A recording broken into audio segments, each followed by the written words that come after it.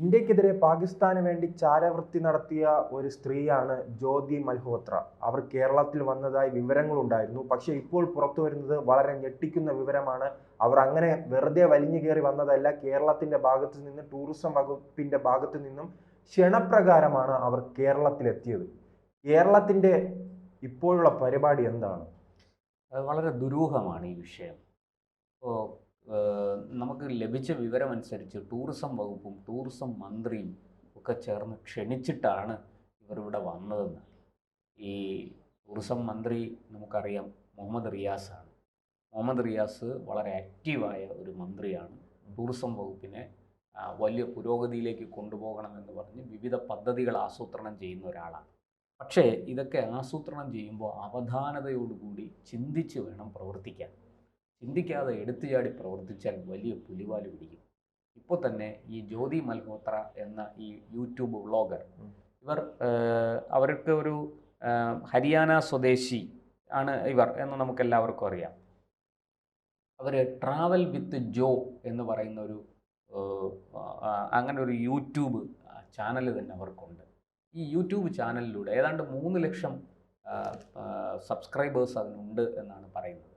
ഈ യൂട്യൂബിലൂടെ അവർ പോകുന്ന സ്ഥലങ്ങളെക്കുറിച്ചൊക്കെ അവർ വിശദമായ അവിടെ കാണേണ്ട കാഴ്ചകൾ എന്തൊക്കെയാണ്, അവിടെ എന്തൊക്കെ നല്ല ഭക്ഷണം കിട്ടും, അവിടുത്തെ ഈ താമസിക്കാനുള്ള സൗകര്യങ്ങൾ എങ്ങനെയാണ്, അങ്ങനെ തുടങ്ങിയ ഒരുപാട് വിവരങ്ങൾ അവർ പങ്കുവയ്ക്കാറുണ്ട് യൂട്യൂബിലൂടെ. അത് അവരുടെ ഒരു വരുമാനവും കൂടിയാണ്. പക്ഷേ ഈ സ്ത്രീയാണ് 2023 ശേഷം നിരവധി തവണ പാകിസ്ഥാൻ സന്ദർശിച്ചത്. അതുമാത്രമല്ല, പാക് ചാരസംഘടനയായ ISIയുടെ മുതിർന്ന ഉദ്യോഗസ്ഥരുമായിട്ട് ഇവർക്ക് വളരെ അടുത്ത ബന്ധമുണ്ട്. അവരുമൊത്ത് ഒന്നിച്ചു നിൽക്കുന്ന ഫോട്ടോകൾ പിന്നീട് പുറത്തു വന്നു. അതുപോലെ ഈ ഇന്ത്യയിലെ പാക് ഹൈക്കമ്മീഷൻ, ഏറ്റവും പ്രധാനപ്പെട്ട കാര്യം, ഈ സ്ത്രീ പാകിസ്ഥാൻ സന്ദർശിക്കുമ്പോൾ അല്ലേ പാക് പട്ടാളം സുരക്ഷ നൽകുകയാണ്.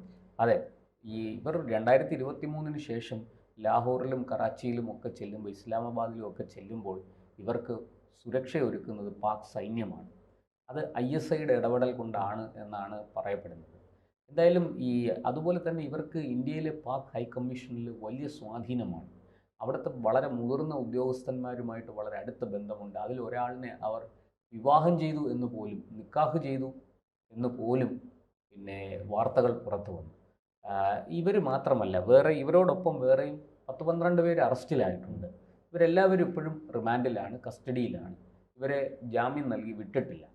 രാജ്യസുരക്ഷയെ ബാധിക്കുന്ന നിരവധി രഹസ്യ വിവരങ്ങൾ ഇവർ പാകിസ്ഥാന് കൈമാറി എന്നാണ് അന്വേഷണ ഏജൻസികൾ പറയുന്നത്.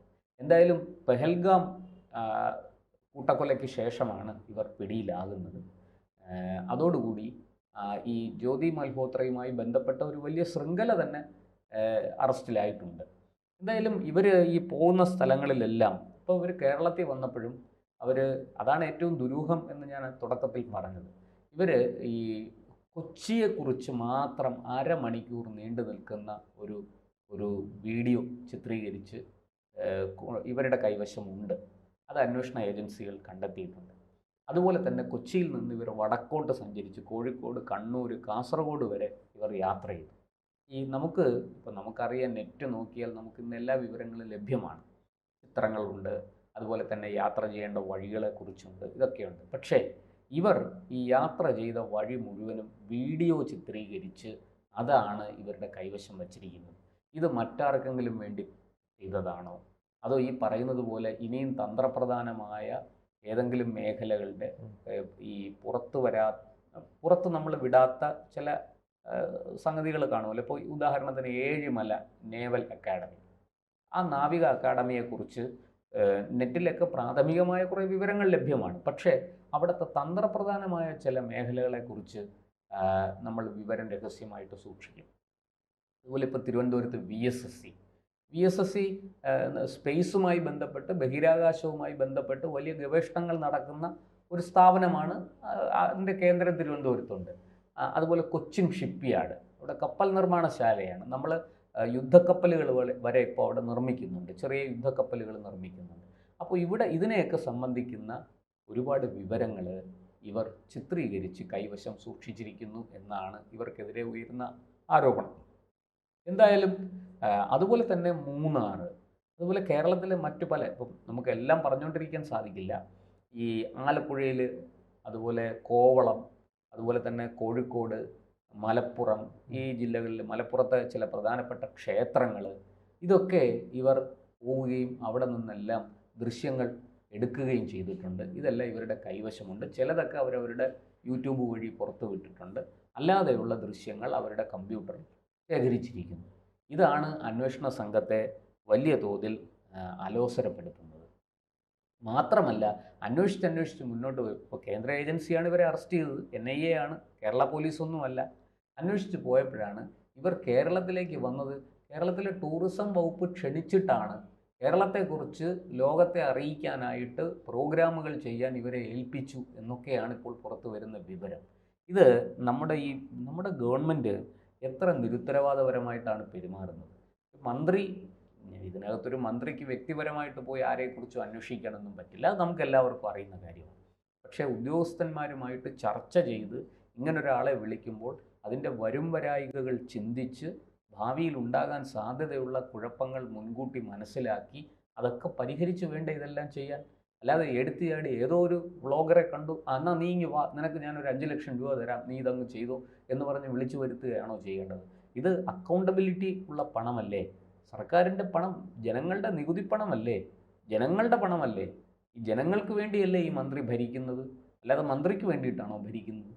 അപ്പോൾ ഇതൊക്കെ ചെയ്യുമ്പോൾ ആലോചിച്ച് ഇതിൻ്റെ ഭാവിയിൽ വരാൻ പോകുന്ന നല്ലതും ചീത്തയുമായ കാര്യങ്ങളെക്കുറിച്ച് വളരെയധികം വിശകലനം ചെയ്തൊക്കെ വേണം ഇത് ചെയ്യാൻ. അതിനിവിടെ വലിയ സംവിധാനങ്ങളുണ്ട്. സ്പെഷ്യൽ ബ്രാഞ്ചുണ്ട്, പോലീസുണ്ട്, ഇൻ്റലിജൻസ് ഉണ്ട്. ആരോടെങ്കിലും ചോദിച്ചാൽ ഇവരെക്കുറിച്ചൊന്ന് അന്വേഷിക്കണം, എന്താണ് ഇവരുടെ ബാക്ക്ഗ്രൗണ്ട്, എന്താണ്, സർക്കാർ ഇങ്ങനൊരു കാര്യം ചെയ്യാൻ ആലോചിക്കുന്നു, ഇവർ അതിന് പറ്റിയ ആളാണോ എന്ന് അറിയണം എന്ന് ഒരു പേപ്പർ എഴുതി അങ്ങോട്ട് കൊടുത്താൽ, അല്ലെങ്കിൽ ഒന്ന് ഫോൺ വിളിച്ച് പറഞ്ഞാൽ വളരെ പെട്ടെന്ന് തന്നെ ഇൻ്റലിജൻസ് അവരുടെ വിവരങ്ങളൊക്കെ ശേഖരിച്ച് കൊടുക്കും. അതിന് ഒരുപാട് കാലതാമസമൊന്നും വേണ്ട. ഇതൊക്കെ റൊട്ടീൻ വർക്കുകളാണ്, എല്ലാ ദിവസവും നടക്കുന്ന കാര്യങ്ങളാണ്. ഇപ്പം നമുക്കറിയാം, തന്ത്രപ്രധാന ഉയർന്ന പദവികളിൽ ഇരിക്കുന്ന ആൾക്കാരെ കേന്ദ്ര സർക്കാർ ട്രാൻസ്ഫർ ചെയ്യുമ്പോൾ, സ്ഥലം മാറ്റുമ്പോൾ അതിന് IBയുടെയൊക്കെ ക്ലിയറൻസ് വേണം. പഴയ പോലെ അല്ല. IB വളരെ കൃത്യമായിട്ട്, ഇപ്പോൾ ഉദാഹരണത്തിന് എയർപോർട്ട് ഡയറക്ടർമാരെ മാറ്റുന്നു. എനിക്കറിയുന്നൊരു സംഭവമാണ്. പണ്ടൊരാൾ BJP സർക്കാർ വന്നതിന് ശേഷമാണ് പിന്നെ അഹമ്മദാബാദിൽ നിന്ന് തിരുവനന്തപുരത്തേക്ക് സ്ഥലം മാറ്റം ചോദിച്ചു. ആ അപേക്ഷ കിട്ടി, അതൊക്കെ പരിശോധിച്ചു, അവസാനം അതിന് മറുപടി കൊടുത്തു, തൽക്കാലം നിങ്ങളെ തിരുവനന്തപുരത്തേക്ക് മാറ്റാൻ നിർവാഹമില്ല, ചില സാങ്കേതിക കാരണങ്ങൾ തടസ്സം സൃഷ്ടിക്കുന്നുണ്ട് എന്ന് പറഞ്ഞ് അയാൾക്ക് മറുപടി കൊടുത്തു. അതിൻ്റെ കാരണം എന്താണെന്ന് വെച്ചാൽ പിന്നീട് അത് അന്വേഷിച്ചപ്പോഴാണ് അറിയുന്നത്, ഈ പിന്നെ അഹമ്മദാബാദിൽ ഇരുന്ന എയർപോർട്ട് ഡയറക്ടർ നേരത്തെ കോൺഗ്രസ് ഭരണകാലത്ത് കൈക്കൂലി വാങ്ങിക്കൊണ്ട് അവിടെ പല അട്ടിമറികളും നടത്താൻ ശ്രമിച്ചു, പല ഈ കടത്തുകൾക്ക് കൂട്ടുനിന്നു എന്നൊക്കെയാണ് ആ ഡയറക്ടർക്കെതിരെ ആരോപണം ഉയർന്നതെന്ന് കേൾക്കുന്നു. അതുകൊണ്ട് തിരുവനന്തപുരത്തേക്ക് അതിന് സ്ഥലം മാറ്റം കൊടുത്തില്ല. തിരുവനന്തപുരത്ത് തന്നെയുള്ള ഞാൻ കൊടുത്തൊരു വാർത്തയുണ്ട്.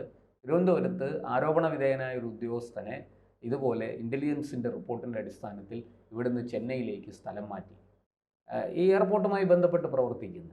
അപ്പോൾ ഇതൊക്കെ മുമ്പ് പലപ്പോഴും ഇതൊക്കെ വാർത്തയായിട്ടുള്ളതാണ്. അപ്പോൾ ഇതിനൊക്കെ ഇൻ്റലിജൻസിനും പോലീസിനും ഒക്കെ അതിൻ്റേതായ സംവിധാനങ്ങളുണ്ട്. ഈ മന്ത്രി ഇതൊന്നും അറിയാതെയാണോ മന്ത്രിയായത്?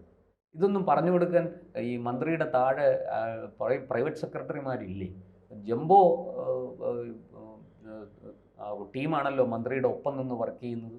10-26 പേഴ്സണൽ സ്റ്റാഫുകളുണ്ടല്ലോ. ഇവർക്കൊക്കെ എന്താ ജോലി? ഈ മന്ത്രി, അതോ ഇനി മന്ത്രി അറിഞ്ഞുകൊണ്ട് ഇവരെ ക്ഷണിച്ചതാണ്? ഞെട്ടിക്കുന്നത് ഈ പണം നൽകി പോലും അവർക്ക് അങ്ങോട്ട് പണം കൊടുത്ത് ചിലവല്ല. അതെ, സർക്കാർ പണം എടുത്ത് അങ്ങോട്ട് കൊടുത്ത് അവരെ ക്ഷണിച്ചു വരുത്തി ഇവിടുത്തെ തന്ത്രപ്രധാന കേന്ദ്രങ്ങളുടെ വിവരങ്ങൾ മുഴുവനും അവർ ചോർത്തിക്കൊണ്ട് പോയിരിക്കുക. ഇത് നിസ്സാര കാര്യമൊന്നുമല്ല. മുഹമ്മദ് റിയാസ് ഇതിന് മറുപടി പറയേണ്ടി വരും. അദ്ദേഹത്തിൻ്റെ ഇരിക്കുന്ന പദവിയുടെ വലിപ്പവും ശക്തിയും മഹത്വവും ഒക്കെ അറിഞ്ഞു വേണം ഓരോ മന്ത്രിമാരും പെരുമാറാൻ. അല്ലാതെ ഈ എടുകൊടുക്കെ ചോറും കറിയും എന്ന് പറയുന്ന പോലെ മന്ത്രിക്ക് ഒരു വെളിപാടുണ്ടായി, ഉടനെ മന്ത്രി ഉത്തരവിട്ടു, അതങ്ങ് നടപ്പാക്കി. അങ്ങനെയല്ല. ആ ചെയ്യുന്ന കാര്യം എന്താണെന്ന് പരിപൂർണമായ ബോധ്യം മന്ത്രിക്ക് വേണം. കാരണം ഭരണഘടന തൊട്ടാണ് സത്യം ചെയ്യുന്നത്. നിയമം മൂലം സ്ഥാപിതമായ ഭരണഘടനയെ കുറിച്ച് സജി ചെറിയാൻ തന്നെ ക്ലാസ് എടുക്കാൻ മന്ത്രിസഭയിൽ തന്നെ അങ്ങ് ക്ലാസ് എടുക്കാൻ ആൾക്കാരുണ്ട്. അപ്പോൾ അതൊക്കെ ഇവർ ഓർക്കണം. ഇതൊക്കെ ചുമ്മാ വെറുതെ കുട്ടിക്കളിയല്ല. അല്ലെങ്കിൽ ഈ കുടുംബത്തിൽ നടക്കുന്ന പോലെ എന്തെങ്കിലും കാര്യങ്ങളല്ല ഇത്. ഇത് ഒരു വലിയ സംവിധാനമാണ്. ആ സിസ്റ്റത്തെ നമ്മൾ കുഴപ്പത്തിൽ കൊണ്ട് ചാടിക്കരുത്. നമ്മുടെ അറിവില്ലായ്മ കൊണ്ട്, വിവരക്കേട് കൊണ്ട് സിസ്റ്റത്തെ കൊണ്ട് കുഴപ്പത്തിൽ ചാടിക്കരുത്. ഇനിയും ഇത്തരം വിഷയങ്ങൾ ധാരാളം ഉണ്ടാകും. ഇതിപ്പോൾ വലിയ വിഷയമായി മാറും. ഇത് ചെറിയ കാര്യമല്ല. ജ്യോതി മൽഹോത്രയെ എന്തിന് ക്ഷണിച്ചു എന്നുള്ളതിന് ടൂറിസം മന്ത്രി ഉത്തരം പറയേണ്ടി വരും. വരുന്ന നിയമസഭാ സമ്മേളനത്തിലടക്കം ഇത് സംബന്ധിച്ച് ചോദ്യങ്ങൾ ഉയരും. പ്രതിപക്ഷം ഇത് വെറുതെ വിടില്ല എന്ന് തന്നെയാണ് ഞാൻ മനസ്സിലാക്കുന്നത്.